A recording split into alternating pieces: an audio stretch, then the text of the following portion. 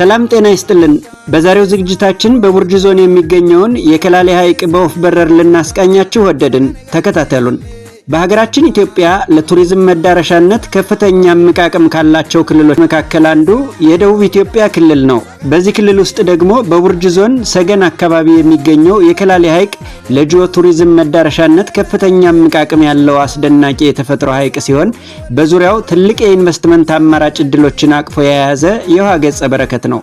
መገኛውም ከዞኑ ዋና ከተማ ሶያማ በ42 ኪሎ ሜትር ርቀት ላይ በስተምዕራብ አቅጣጫ ሰገን አካባቢ የሚገኝ ሲሆን በውስጡ 7 አይነት የአሳ ዝርያዎችን ጨምሮ አዞና ሌሎች ብዝሃ ሕይወቶችን አቅፎ የያዘ ልዩ ትዕይንትና አግራሞትን የሚያጭር አስደናቂና ማራኪ ገጽታዎች ያሉት ሐይቅ ነው።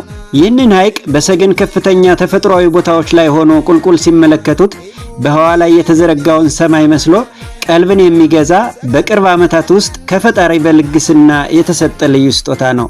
የከላሌ ሐይቅ አፈጣጠር ዛሬ ላይ የተንጣለለበት ቦታ ከ1986 ዓ.ም እስከ 1990 ዓ.ም ድረስ አቶ ሐዋይሲ ኢብራሂምና አቶ አህመድ መሐመድ የተባሉ ባለሀብቶች በጋራ ሆነው በወረዳ መንግስት ዕውቅና ተሰጥቷቸው የእርሻ ልማት ስራ ያለሙበት እንደነበርና በዚህ የእርሻ ልማት ኢንቨስትመንት ላይ አቶ ሉላ ቦኮ ስራ አስኪያጅ ሆኖ ከ500 በላይ ሰራተኞች ቀጥረው ያለሙ እንደነበር ይነገራል።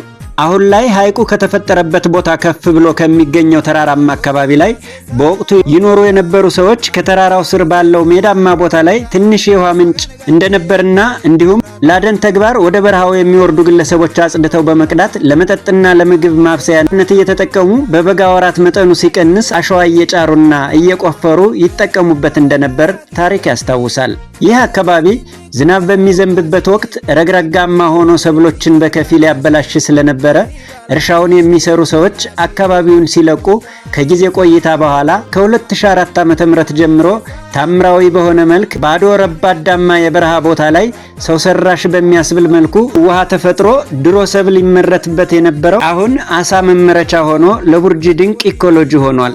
ይህ በተፈጥሮ የተገደበ የውሃ ጥርቅም በቡርጅ ዳሸቴ ቋንቋ ከላሌ ተብሎ ይጠራል።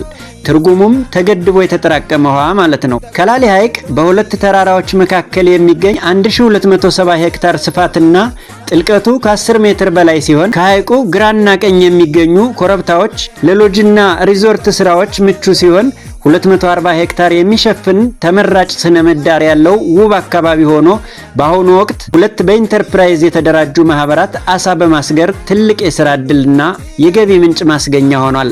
ሐይቁ ለቡርጅና ለመላው የደቡብ ኢትዮጵያ ክልል እንዲሁም ለሀገራችን የቱሪዝም እድገት ፈርጥ ከመሆኑም ባሻገር በአካባቢው በእርሻ ስራ ለተሰማሩ አርሶ አደሮችና ለኢንቨስተር ባለሀብቶች በተለያየ መልኩ እያገለገለ የሚገኝ የተፈጥሮ ጸጋ ነው። ይህ ጸጋ የበለጠ ለምቶ ለሀገራችን የውሃ ልማት ዘርፍ አስተዋጽኦ ሊያበረክት የሚችልበትን ለሐይቁ ደህንነት የሚያግዙ የአረንጓዴ ልማት ስራዎችን በመተግበር የቅርብ ክትትል፣ ልዩ ጥበቃና እንክብካቤ በማድረግ መንግስት ለአካባቢው በፈር ዞን የማስጠበቅ ስራ እየሰራ ያላግባብ ውሃውን የማፍሰስ ተግባርና ወደ ሐይቁ መርዛማ ቁሳቁሶችና ኬሚካሎች እንዳይጨመሩ የዞኑ መንግስት የውሃ ልማት አሰራሮችን ተከትሎ እየሰራ ይገኛል።